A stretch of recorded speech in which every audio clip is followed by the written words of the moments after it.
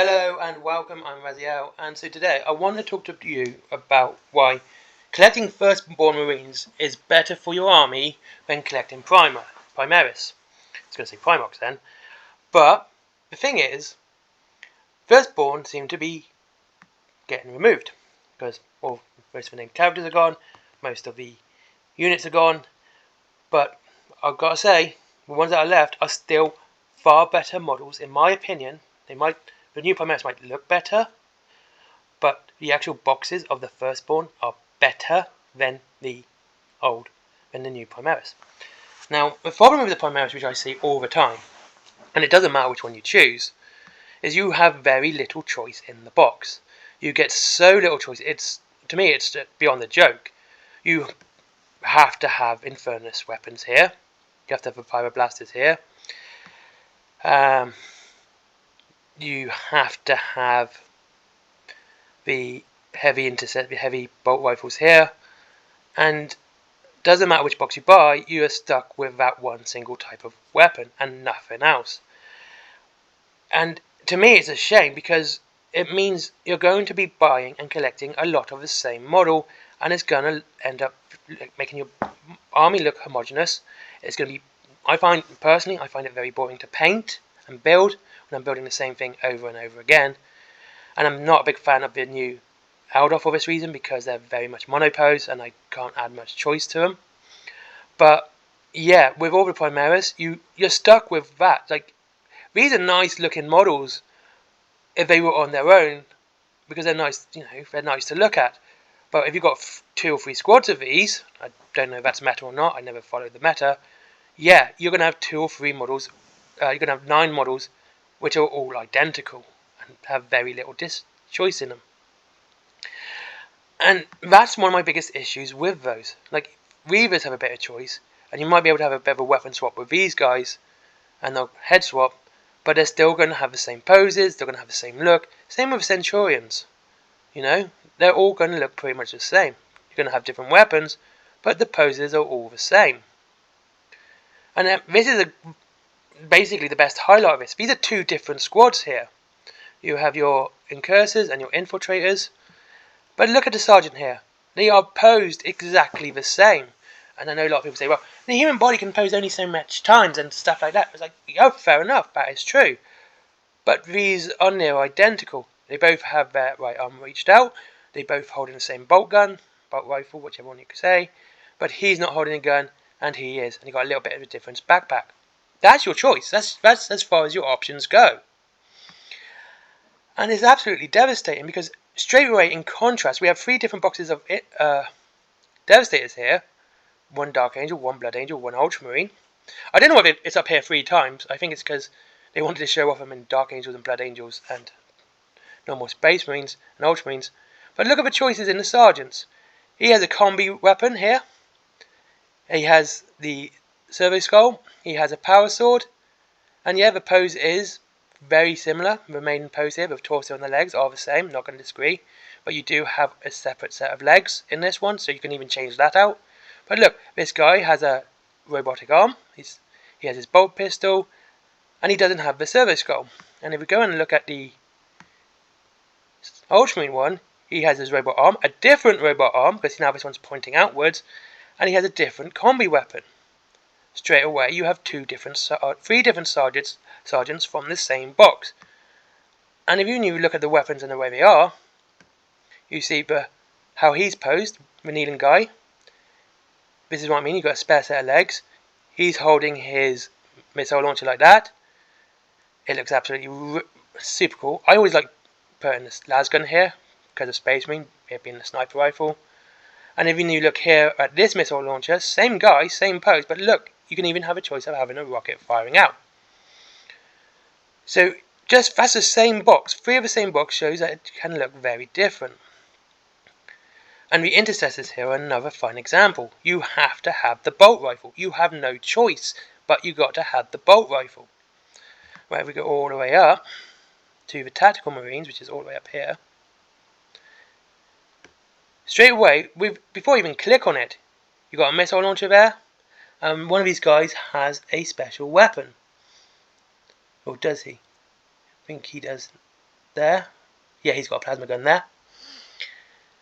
And straight away, that's a lot of choice in this box alone. And if you go into this box, it's just to highlight this, and go down to the sprue, you'll see there's, I think it's 4 different special weapons. Is that one? No, it's the first one. I clicked on the same one. There you go. You have the combi weapon there, you have your plasma gun, you have your mortar gun, and you have your flamer. You also have different weapons for the sergeant there. You have a graviton pistol and a plasma pistol. So much choice, and that's from the tactical marines. I'm not mentioning price because that would be disingenuous of me. This is just looking at the models themselves. But you can see straight away with that. And if you look at this box, the Death Watch Veterans, this is one of the best boxes you can buy. I love this box. I buy this box just for the bits. And if you're doing Shattered Legion, I know I'm not really going to be talking about Horus Heresy, but if you're doing Shattered Legions, you would save money by buying this box just for the spare bits for your veterans and the shoulder pads, because it has 9 different Legion shoulder pads. It has the Iron Hands, well, it has the Loyalist ones, it also has an Iron Warrior one as well. So you got shoulder pads straight away. And like I said, the Devastator Squad really exemplifies this, and where is it? We're looking for the Deathwing, and this one. This is probably the best example. And I know a lot of people are going into Dark Angels now because of the new Deathwing models coming out. I would never buy the new Deathwing models over these. These are the ones I would buy because of the amount of choice you get in them. You can make a normal Terminator Squad here, which is a basic Terminator Squad. You have all the bits, the Stormbolter, the power weapons, even the Cyclone Missile Launcher. Okay, you have all these choices, right? This is all the same box, by the way. This is what I need to highlight here. This is all the same box. All these bits are in the same box. And the new Terminators, though they have some choice, don't have that much. And I think that's an absolute sin, in my opinion. But when you're trying to sell models, you want people to have much choice as possible and have a lot of versatility in them. Like the Terminator Assault Squad as well, you get lots of choice in weapons. And it kind of shows to me that Firstborn have the better models, in my opinion, and a better kit. Because if I was to buy, let's say, a squad of Intercessors and my troop choice, why would I buy that when I could buy a normal box, and a Tactical Marine box, and have the extra heavy weapon, and have the extra special weapon, and the choices that come with the Sergeant, making it a better and more versatile unit. Something that is good at everything, but not specialising in anything. This specialises in mid-range combat.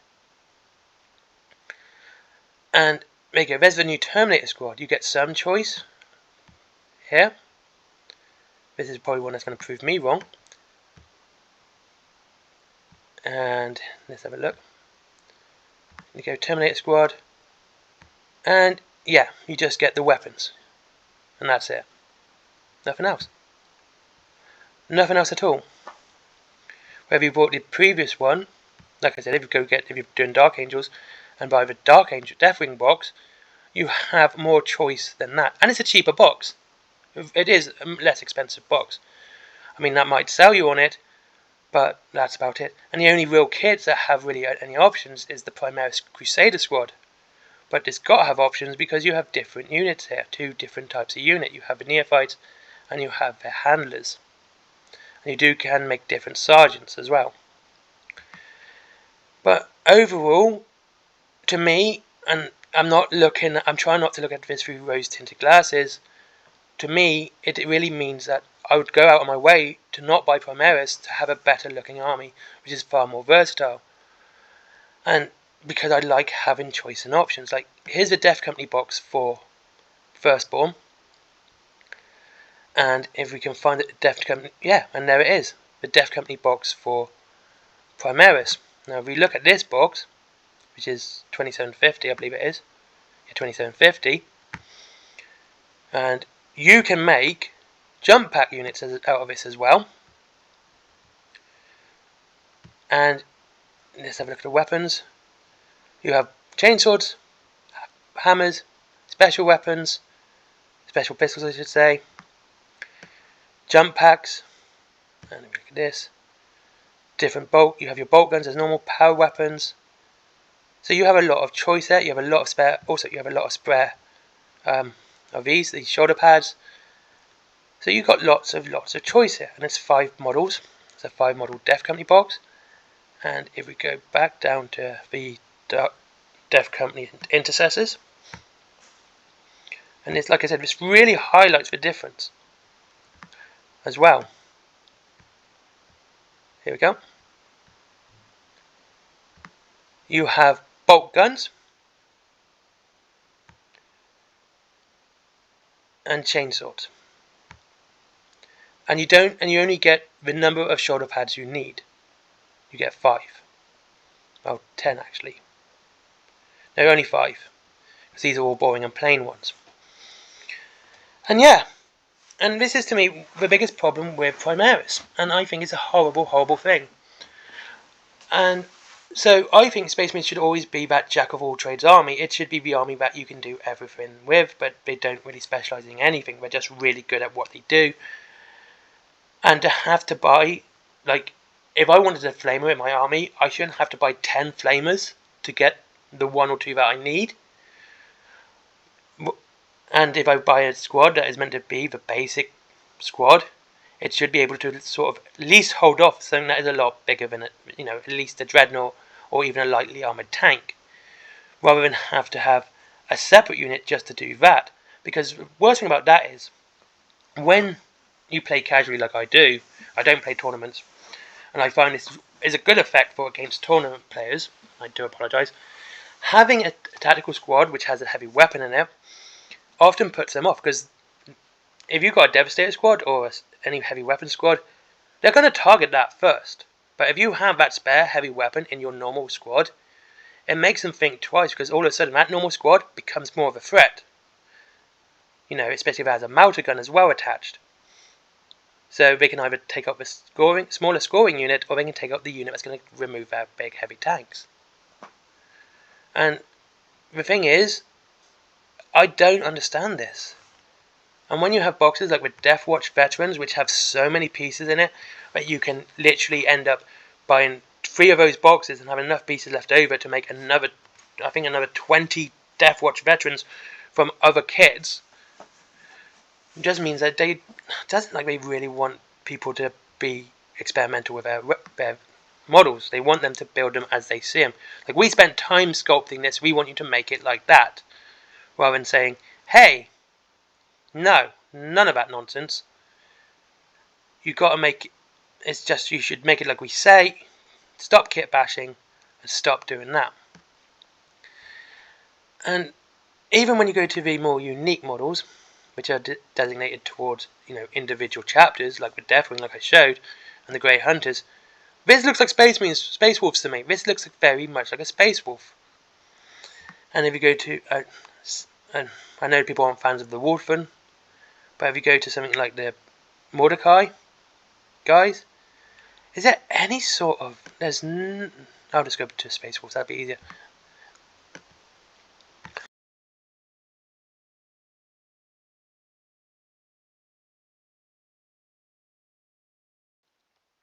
I just go to Space Wolves. That, like I said, that's going to be a lot easier when finding them. 140,000 Space Marines. Down here, Space Wolves. And there we go. All the way down, more and more and more. Keep on going. More and more and more. More and more and more. Are they sold out or something? I bet they are. Yeah, I think they're sold out. They're probably right at the bottom, sold out.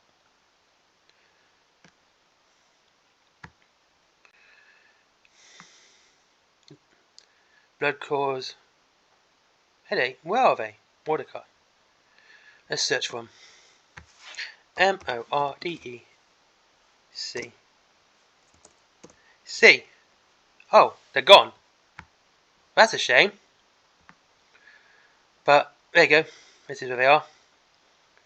Tell me what looks more Space Wolves, these guys or